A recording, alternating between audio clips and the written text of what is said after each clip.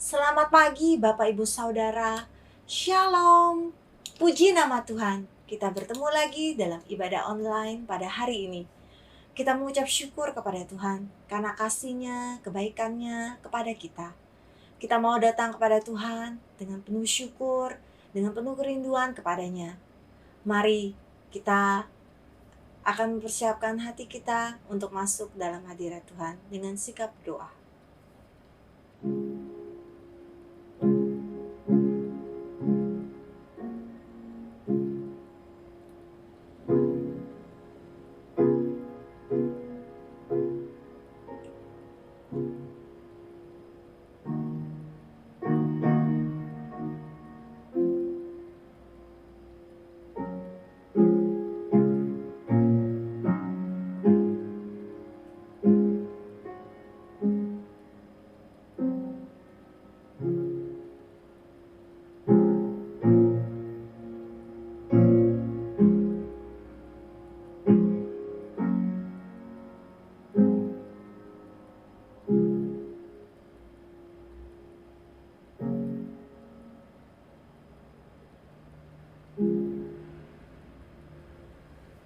Pertolongan kita adalah dalam nama Tuhan yang menjadikan langit dan bumi dan yang telah memilih kita sebelum dunia dijadikan supaya kita kudus dan tak bercacat di hadapannya. Turunlah kiranya atas ibadah kita berkat, sukacita, dan damai sejahtera dari Allah yang memimpin mulai dari awal sampai akhir. Amin. Kita akan menaikkan pujian, Ku bersyukur Bapa.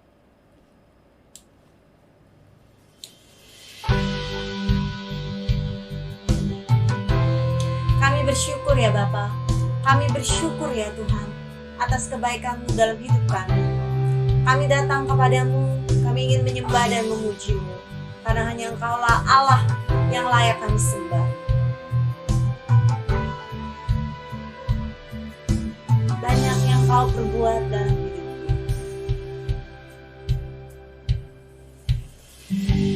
Banyak yang Kau perbuat di dalam hidupku, rancangan indahmu terjadi di hidupku. Bapa yang mengerti segala yang ku perlu, kasih-Mu sempurna nyata dalam hidupku. Ku bersyukur Bapa, ku bersyukur Tuhan, ku bersyukur Tuhan buat kasih setia-Mu di dalam hidupku. Ku bersyukur, kami bersyukur, ku bersyukur Bapa, ku bersyukur Tuhan buat kasih setia-Mu di dalam hidupku. Ku bersyukur Tuhan.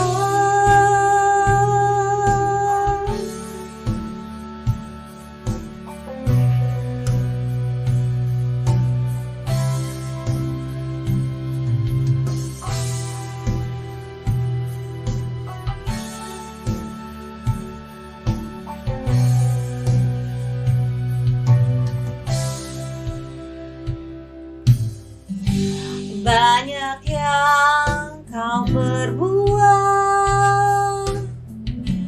di dalam hidupku, rancangan indahmu terjadi di hidupku. Bapa Bapa yang mengerti segala yang ku perlu. Kasih-Mu sempurna nyata dalam hidupku. Ku bersyukur Bapa, ku bersyukur Bapa, ku bersyukur Tuhan, ku bersyukur Tuhan buat kasih setia-Mu di dalam hidupku. Ku bersyukur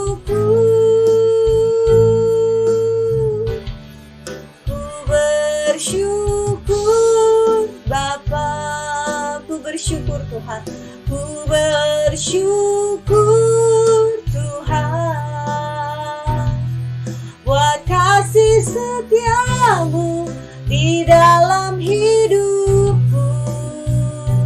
Ku bersyukur Tuhan.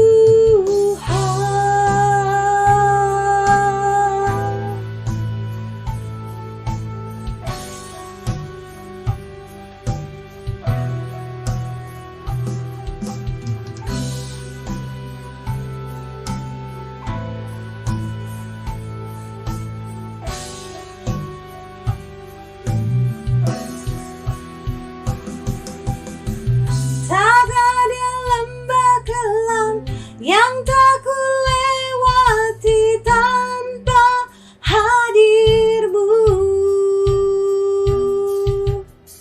Hatiku takkan gentar sebab ku tahu tangan-Mu yang menopangku. Tak ada lembah kelam yang tak ku lewati tanpa hadir-Mu. Hatiku takkan gentar sebab ku tahu tangan-Mu yang menopangku.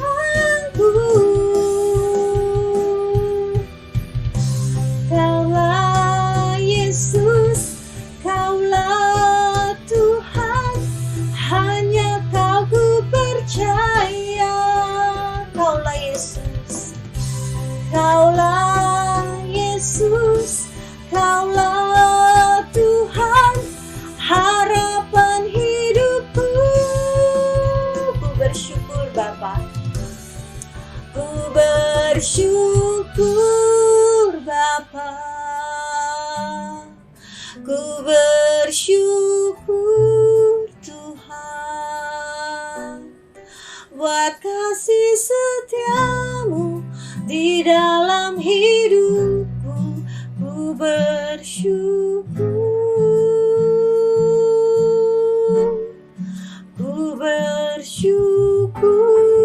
Bapa,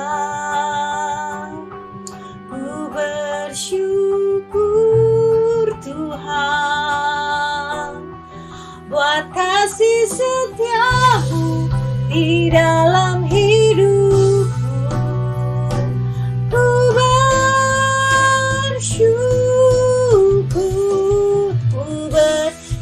bersyukur Bapa, ku bersyukur Tuhan buat kasih setia-Mu di dalam hidupku. Ku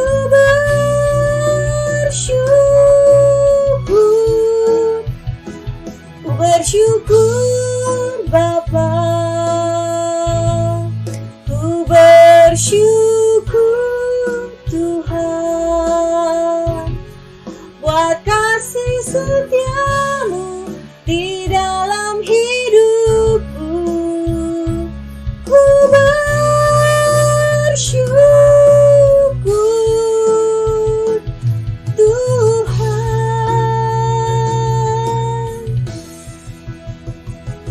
ku bersyukur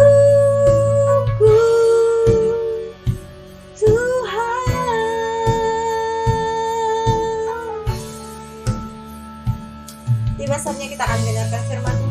disampaikan oleh Pendeta Robi James.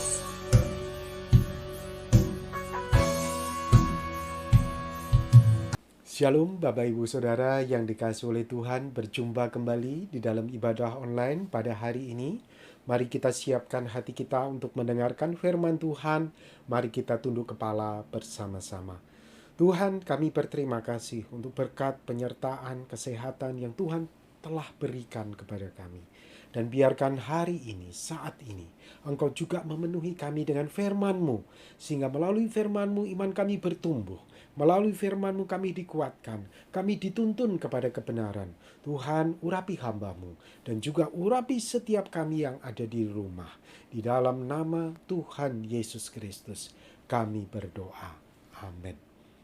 Bapak, Ibu, Saudara yang dikasihi oleh Tuhan, tema yang saya sampaikan hari ini, saya berikan judul Darah yang Mahal. Ini adalah kalimat yang dinyatakan oleh Petrus kepada kita melalui suratnya 1 Petrus pasal 1 ayat 18 sampai 19. Mari kita akan simak bersama-sama.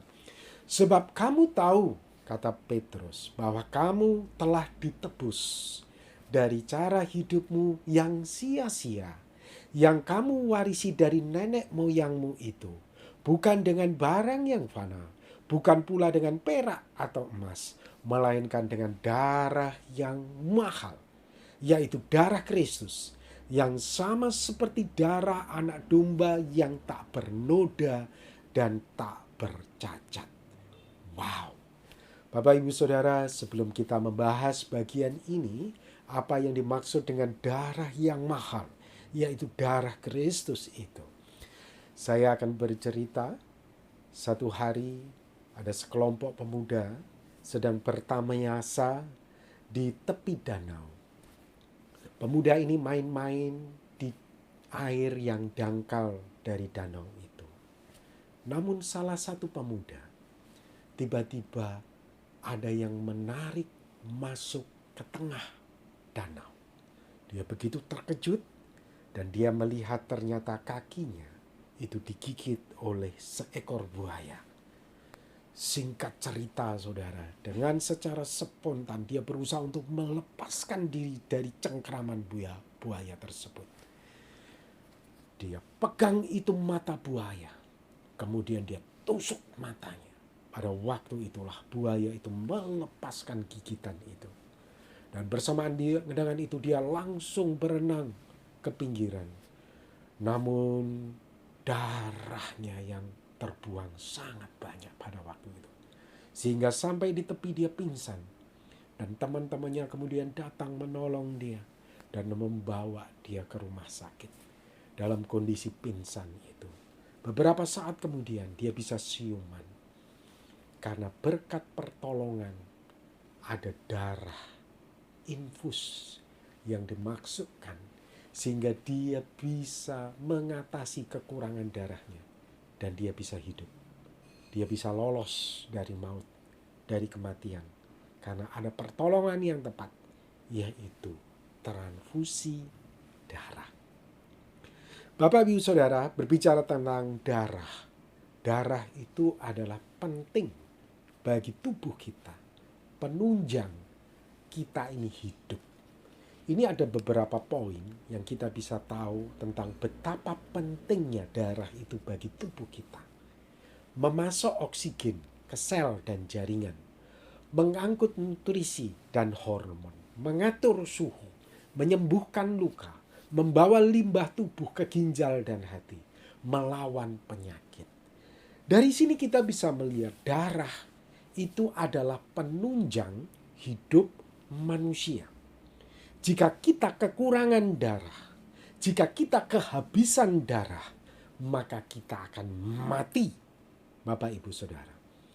Saudara, hal yang sama berlaku secara rohani. Betapa pentingnya darah itu, terutama darah Tuhan Yesus Kristus. Nanti kita akan belajar bersama-sama bahwa darah Yesus Kristus penting atau disebut oleh Petrus mahal karena penunjang hubungan manusia dengan Allah.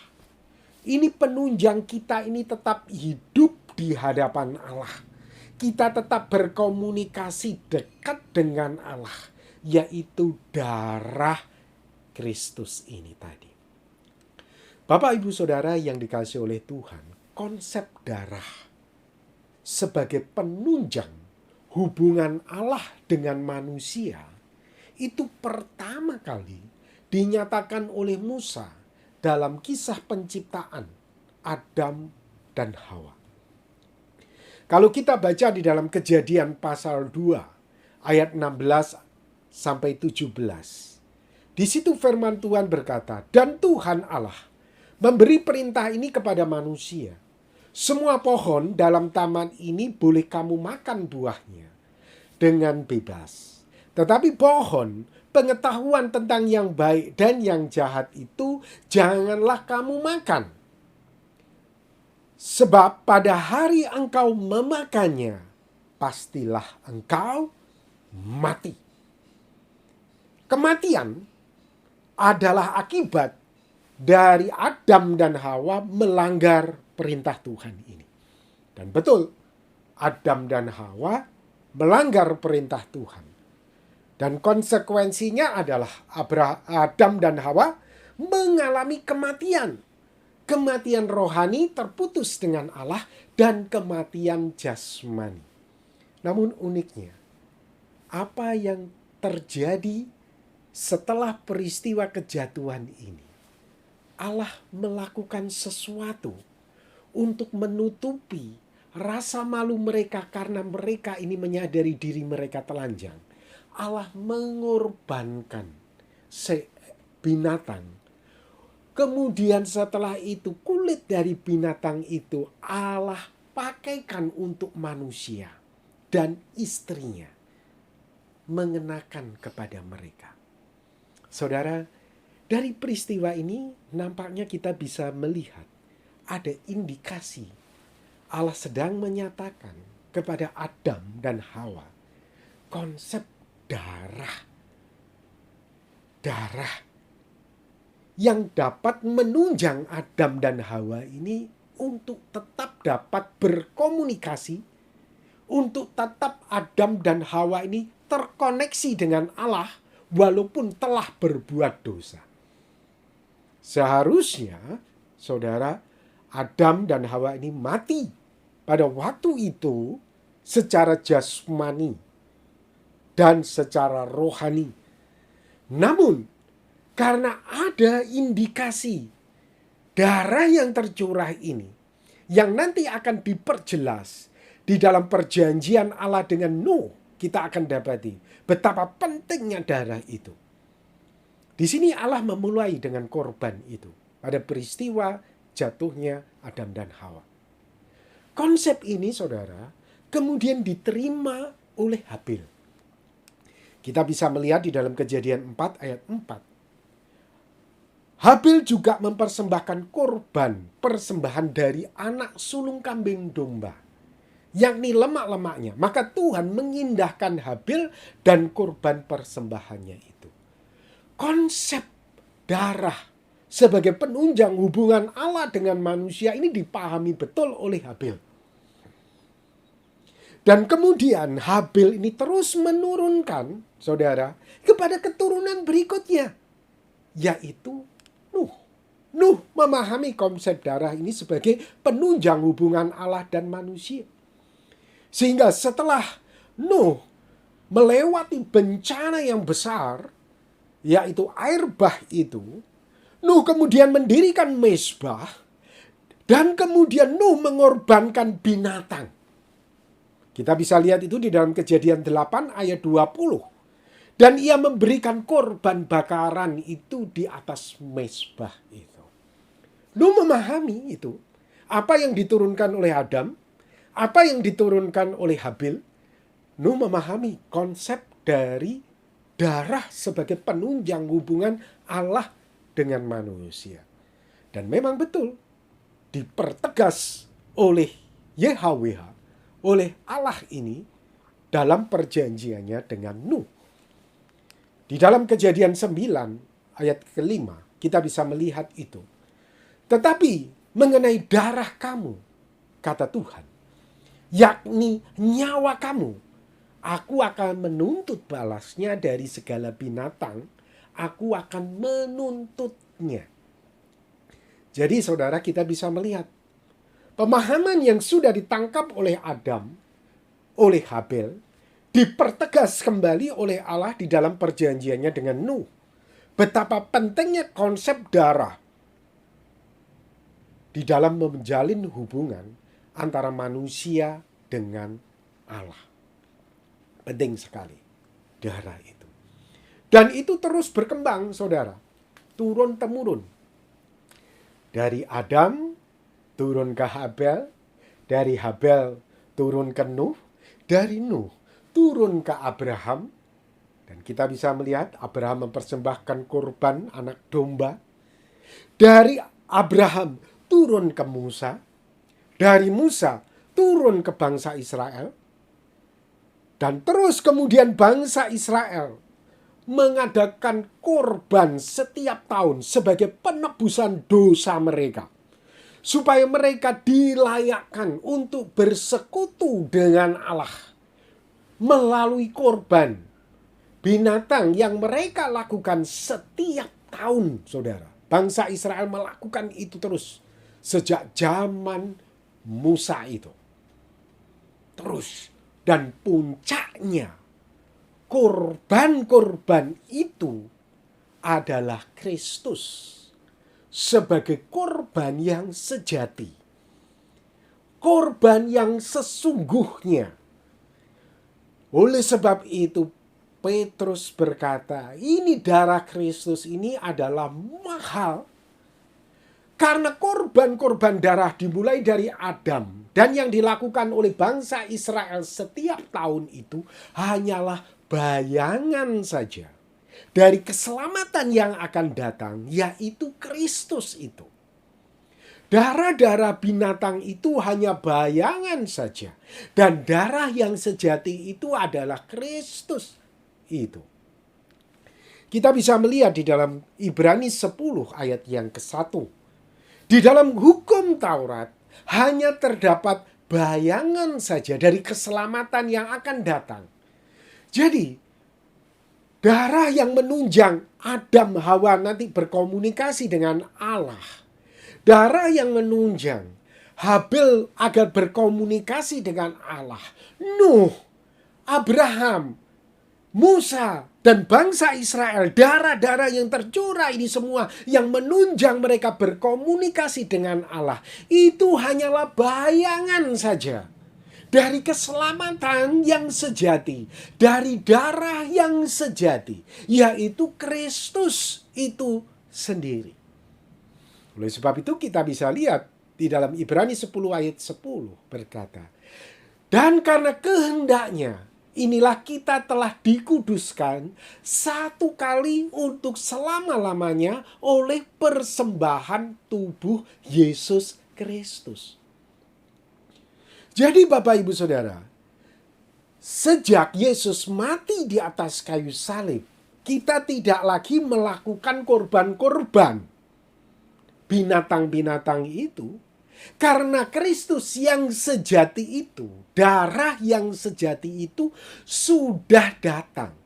Dan satu kali saja dilakukan. Dan untuk selama-lamanya.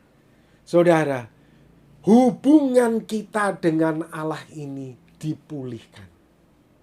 Karena yang sejati Kristus itu sudah datang. Inilah yang dimaksudkan oleh Kristus. Salah satu di antaranya menyatakan bahwa Kristus datang untuk menggenapi hukum Taurat itu. Kita bisa lihat di dalam Matius 5 ayat yang ke-17. Janganlah kamu menyangka bahwa aku datang untuk meniadakan hukum Taurat atau kitab para nabi. Aku datang bukan untuk meniadakannya, melainkan untuk menggenapinya. Jadi Tuhan Yesus datang bukan untuk meniadakan hukum Taurat tadi, Dan salah satu bagian dari hukum Taurat itu tadi adalah korban darah yang tercurah setiap tahun. Aku datang bukan untuk meniadakan semua korban-korban itu. Aku datang untuk menggenapinya. Karena akulah korban darah yang sejati itu. Itu maksud Tuhan Yesus. Semua yang terjadi sejak zaman Adam itu sebuah bayangan. Aku ini loh yang sejati. Dan aku sudah datang untuk menggenapinya. Dengan cara aku menjadi korban tebusan di atas kayu salib. Darahku tercurah untuk menunjang engkau tetap hidup di hadapan Allah. Engkau bisa bersekutu. Engkau bisa menari. Engkau bisa berdoa. Engkau bisa memuji Tuhan dengan bebas. Karena darah Kristus itu. Jadi tidak heran Bapak Ibu Saudara, darah Kristus itu adalah darah yang mahal. Dan satu hari Yohanes Pembaptis pernah berkata di dalam Yohanes 1 ayat 29. Pada keesokan harinya Yohanes melihat Yesus datang kepadanya dan ia berkata, "Lihatlah anak domba Allah yang menghapus dosa dunia." Wow, Saudara. Bukan korban binatang itu tadi yang dilakukan oleh Adam, Habil, Nuh, Abraham. Bukan, itu bayangan dari yang sejati Yesus Kristus itu. Dan Yohanes Pembaptis menegaskan, lihat dia. Dialah anak domba yang sejati. Darahnya dia inilah yang betul-betul menghapuskan dosa dunia ini. Bukan yang domba-domba binatang itu semua bayangan. Itu semua bayangan dari yang sejati ini tadi. Bapak, Ibu, Saudara, kita akan melihat sekarang bagaimana Alkitab menggambarkan betapa penting, betapa mahalnya darah Kristus itu yang menunjang hubungan kita ini dengan Allah. Sehingga kita ini tetap hidup. Sehingga kita tetap memuliakan Allah di dalam kehidupan kita. Yang pertama, Bapak Ibu Saudara, darah Kristus itu menebus dosa-dosa kita. Di dalam 1 Petrus 1 ayat 18 sampai 19 tadi kita sudah baca. Di situ dikatakan sebab kamu tahu bahwa kamu telah ditebus. Kita itu telah ditebus dengan darah yang mahal. Darah Tuhan Yesus Kristus. Karena semua kita, Bapak Ibu Saudara, itu ada di bawah perbudakan dosa. Semua kita itu telah disandera oleh dosa. Namun dengan darah Yesus Kristus itu kita ditebus. Pada tahun 2011, cucu perempuan dari mantan presiden Mesir yaitu Anwar Sadat diculik, Bapak Ibu Saudara. Dan penculiknya minta tebusan. Dan dibayar tebusannya itu 7,3 miliar. Baru cucunya ini dilepaskan, bisa bebas. Saudara, semua kita disandera oleh dosa. Semua kita telah terkungkung. Hidup dalam ketakutan. Hidup di dalam kengerian.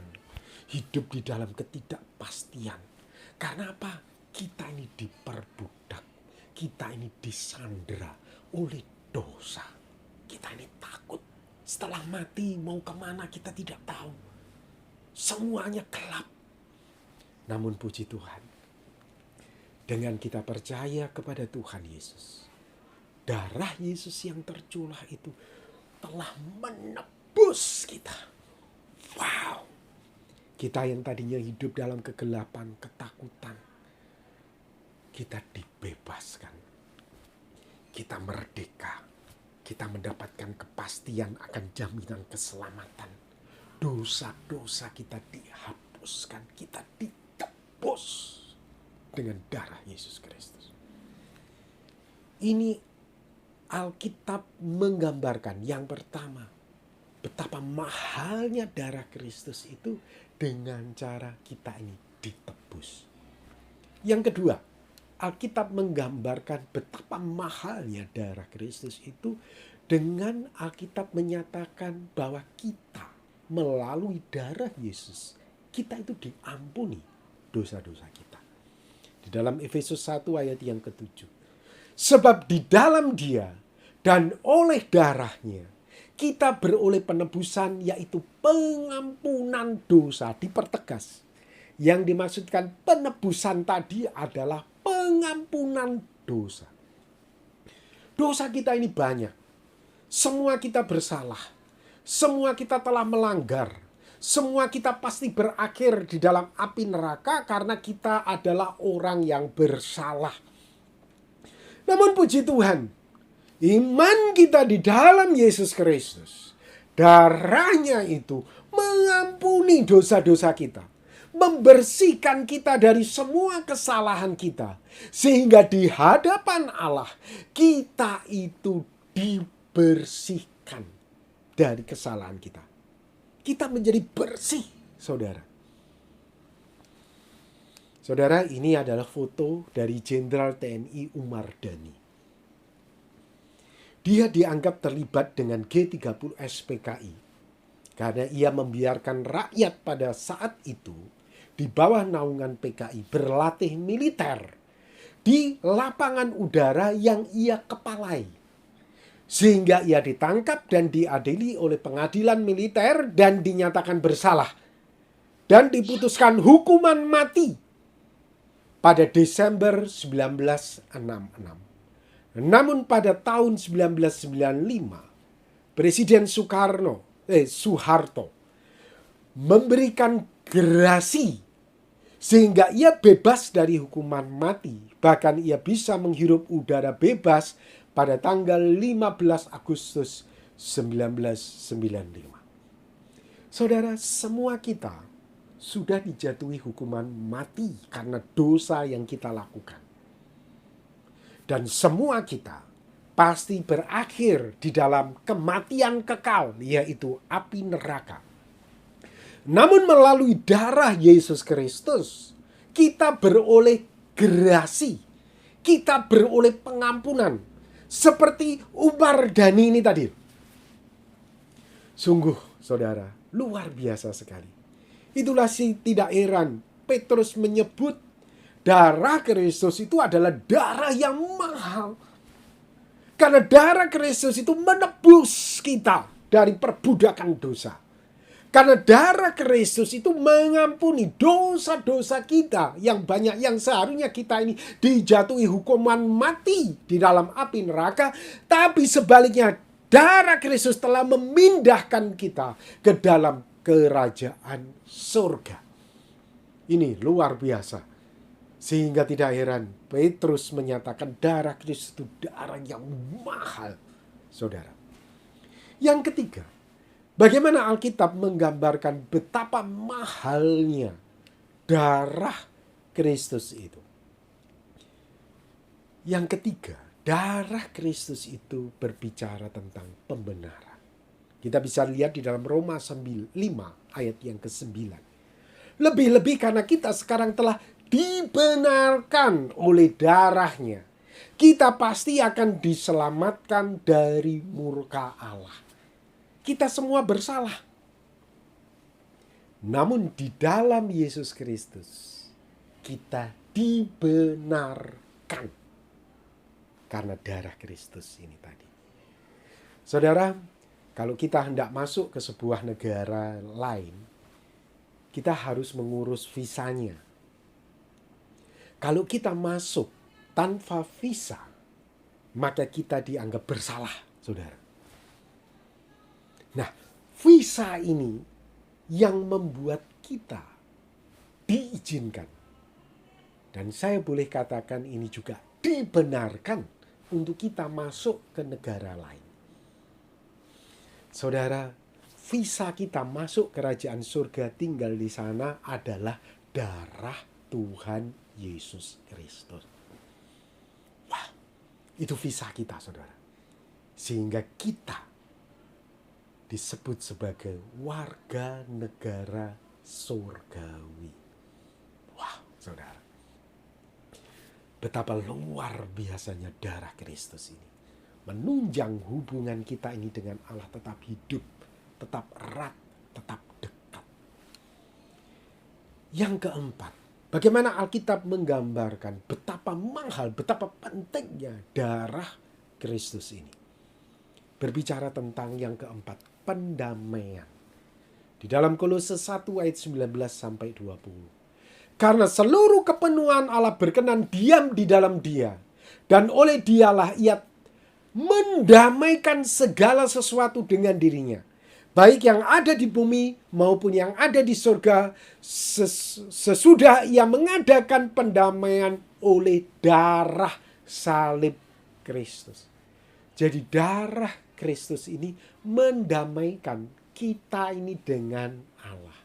Yang tadinya kita ini seteru, yang tadinya kita ini lawan dengan Allah, melalui darah Kristus, kita ini menjadi damai dengan Allah. Wow, luar biasa sekali. Saudara, darah Yesus ini mahal sekali ya. Luar biasa sekali Bapak Ibu Saudara. Kita sebagai orang Kristen harus bersyukur. Kita sebagai orang Kristen harus bersyukur. Hubungan kita dengan Allah kita itu dipulihkan melalui darah Kristus ini. Luar biasa. Yang berikutnya, bagaimana Alkitab menggambarkan tentang darah Kristus ini mahal. Berbicara tentang pengudusan. Di dalam Ibrani 13 ayat 12. Itulah juga sebabnya Yesus telah menderita di luar pintu gerbang untuk menguduskan umatnya dengan darahnya sendiri. Kita ini jadi bersih. Saudara, kalau kita kena lumpur, kotor-kotor, kemudian kita mandi air yang sejuk, ya saudara, membersihkan lumpur yang ada pada badan kita, kita ini jadi segar. Saudara, sama darah Kristus itu bagaikan air yang jernih, yang segar itu tadi. Dosa itu melekat di dalam tubuh rohani kita. Tapi darah Yesus itu membersihkan kita, menguduskan kita ini dari lumpur dosa ini. Wow, sehingga kita ini jadi segar. Sehingga ada damai dan sukacita. Ada kebebasan. Tidak heran banyak orang bersaksi ketika mereka percaya kepada Yesus Kristus. Mereka merasakan kedamaian yang luar biasa yang tidak pernah mereka rasakan sebelumnya. Karena apa, saudara? Itulah kesegaran ilahi. Karena dosa-dosa, lumpur-lumpur dosa itu dibersihkan. Jadi bersih tubuh rohani kita ini dari dosa. Allah Bapa melihat kita ini bersih, kudus. Wow, itulah sebabnya ada kelepasan, ada kedamaian, ada kelegaan yang dirasakan oleh orang-orang di dalam Kristus Yesus. Saudara, kalau engkau mengaku dirimu Kristen, tapi engkau belum pernah merasakan itu, kemungkinan engkau belum betul-betul lahir baru. Engkau harus bertobat. Engkau harus meninggalkan kehidupanmu yang lama. Engkau harus datang kepada Tuhan Yesus. Engkau harus sujud kepada Dia. Dan ketika Dia mengampuni dosa-dosamu dengan darahnya, maka engkau akan merasakan kebebasan yang luar biasa. Yang tidak bisa dinilai dengan harta dunia ini. Yang tidak bisa dinilai dengan apapun yang ada di dunia ini. Kedamaiannya, kelepasannya. Itulah yang saya katakan. Sedikit kita merasakan surga. Ketika Tuhan itu menyatakan pengudusannya kepada kita. Kita jadi segar. Kita jadi penuh dengan damai dan sukacita. Oleh sebab itu saudara, karena hal-hal ini tadi, maka kita beroleh jalan masuk kepada Allah Bapa di surga. Di dalam Ibrani 10 ayat 19. Jadi saudara-saudara, oleh darah Kristus yang menebus, yang mengampuni, yang menguduskan ini tadi, membuat kita, saudara, beroleh jalan masuk ke dalam surga. Kita bertemu dengan Allah Bapa kita. Kita bersekutu dengan Dia. Kita memanggil Dia Bapa. Bapa. Hubungan kita dekat dengan Dia. Kalau dulu jauh, tapi di dalam darah Yesus Kristus kita menjadi dekat. Kita ada jalan masuk. Wow, luar biasa. Melalui darah Tuhan Yesus Kristus. Melalui darah Yesus. Kita beroleh jalan masuk ke dalam Bapa di sorga. Tidak heran Tuhan Yesus berkata di dalam Yohanes 14 ayat 6. Akulah jalan dan kebenaran dan hidup. Tidak ada seorang pun yang datang kepada Bapa kalau tidak melalui aku. Jadi hanya satu-satunya di dalam darah Yesus Kristus kita beroleh jalan masuk ke dalam kerajaan surga.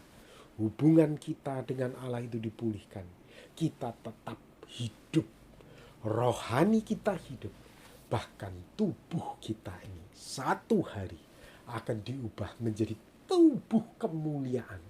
Tetap hidup di hadapan Allah Bapa di surga di dalam darah Tuhan Yesus Kristus. Wah, Bapak Ibu Saudara, betapa luar biasanya ini pekerjaan darah Yesus Kristus ini. Kita melihat Tuhan sudah berbuat baik kepada kita. Mari saya mengajak kita untuk kita membalas kebaikan Tuhan yang luar biasa. Karena melalui darahnya yang mahal ini kita diselamatkan. Mari kita belajar untuk membalas kebaikan Tuhan dengan kita memberi yang terbaik kepada Allah kita. Mari Bapak Ibu Saudara, kita belajar untuk tidak hitung-hitungan dengan Bapak kita di surga. Jangan hitung-hitungan. Kita belajar yang terbaik kita berikan kepada Dia. Karena Allah Bapa kita di surga melalui Yesus Kristus telah memberikan yang terbaik untuk kita. Yang seharusnya kita mati di dalam api neraka, oleh darahnya kita dipindahkan masuk ke dalam kerajaan surga. Dia sudah memberikan yang terbaik untuk kita. Kita mari belajar juga memberikan yang terbaik. Dengan cara bagaimana? Kita tidak hitung-hitungan. Belajar memberi yang terbaik kepada Bapa kita di surga, di dalam Yesus Kristus. Yang kedua, kita memberi yang terbaik kepada Allah Bapa dengan cara kita mengasihi sesama kita. Seperti Bapa kita ini telah mengasihi kita. Kita belajar untuk mengasihi sesama. Saudara, berita keselamatan melalui darah Kristus ini bukan hanya untuk kita, tapi juga untuk orang-orang di seluruh dunia. Jadi tanggung jawab kita juga untuk memberitakan kabar baik ini kepada mereka. Sudahkah Bapak Ibu Saudara engkau memberitakan kabar sukacita ini kepada orang lain? Mari kita membalas kebaikan Tuhan ini dengan cara kita menjadi saksinya, memberitakan Injil Yesus Kristus ini kepada orang lain, supaya semua orang mendengar tentang Tuhan Yesus Kristus dan tentang darahnya yang mahal ini, yang akan membebaskan mereka dari perbudakan dosa, yang akan membebaskan mereka dari sandera dosa. Tugas kita untuk memberitakan itu kepada mereka. Inilah cara kita untuk kita memberi yang terbaik kepada Tuhan. Dengan cara kasih kita kepada sesama. Dengan kita memberitakan Injil kepada mereka. Amin. Mari kita akan berdoa bersama-sama. Tuhan, kami berterima kasih. Kami telah belajar firman-Mu, betapa mahal darah-Mu ya Tuhan untuk kami. Terima kasih untuk firman-Mu ini. Terima kasih Engkau telah menebus kami. Engkau telah membenarkan kami, menguduskan kami, mengampuni dosa-dosa kami, membuat kami bisa masuk ke dalam kerajaan-Mu, bertemu dengan Allah Bapa. Terima kasih ya Tuhan. Terima kasih untuk semua pengorbanan-Mu. Tolong kami ya Tuhan, untuk kami menjadi anak-anak-Mu yang tahu membalas budi, dengan cara kami berbuat baik kepadamu, tanpa Tuhan kami berpikir secara duniawi, tapi kami belajar untuk memberikan yang terbaik kepadamu. Dan tolong kami untuk kami ini bisa menjadi berkat bagi saudara-saudari kami, dengan cara kami bersaksi kepada mereka. Tuhan tolong kami, Tuhan tolong jemaat-Mu, Tuhan berkati hidup mereka. Terima kasih ya Tuhan untuk firman-Mu. Di dalam nama Tuhan Yesus Kristus kami berdoa. Amin. Mari saya mengajak kita untuk menaikkan pujian doksologi.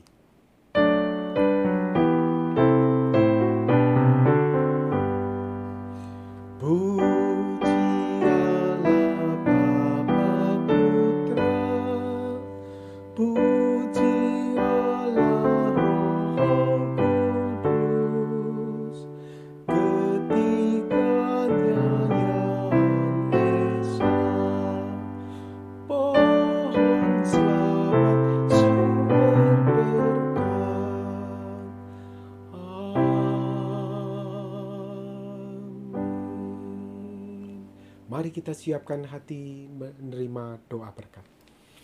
Tuhan memberkati engkau dan melindungi engkau. Tuhan menyinari engkau dengan wajah-Nya dan memberi engkau kasih karunia. Tuhan menghadapkan wajah-Nya kepadamu dan memberi engkau damai sejahtera.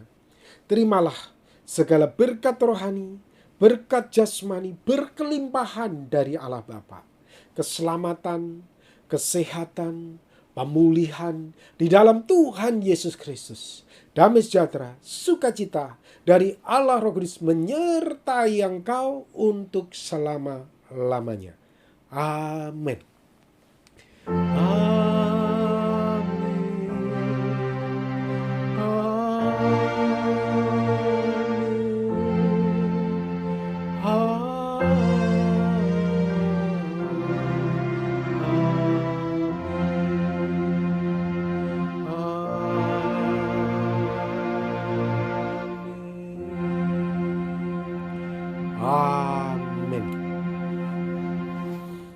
Bapak Ibu Saudara yang dikasihi oleh Tuhan, apabila Bapak Ibu Saudara hendak memberikan persembahan, Bapak Ibu Saudara bisa transfer pada rekening gereja yang tertera pada layar pada saat ini. Dan saya hendak umumkan kelas kateksasi tetap ada pada hari Selasa jam 7. Dan Bapak Ibu Saudara yang sudah dibaptis tetapi mau ikut, saya persilahkan untuk ikut bersama-sama dalam kelas ini ya. Dan kemarin sudah banyak yang ikut, kurang lebih ada 10 orang. Dan kalau Bapak Ibu Saudara mau bergabung berikutnya, saya persilahkan hari Selasa ini. Dan kemudian mulai minggu depan kita akan mencoba untuk ibadah secara onsite. Jadi kita akan ibadah di gedung gereja di Jalan Bukit Intan 2 nomor 10. Saudara, kita akan minggu depan mulainya kita jam 8 dengan mengikuti protokol kesehatan tentunya ya.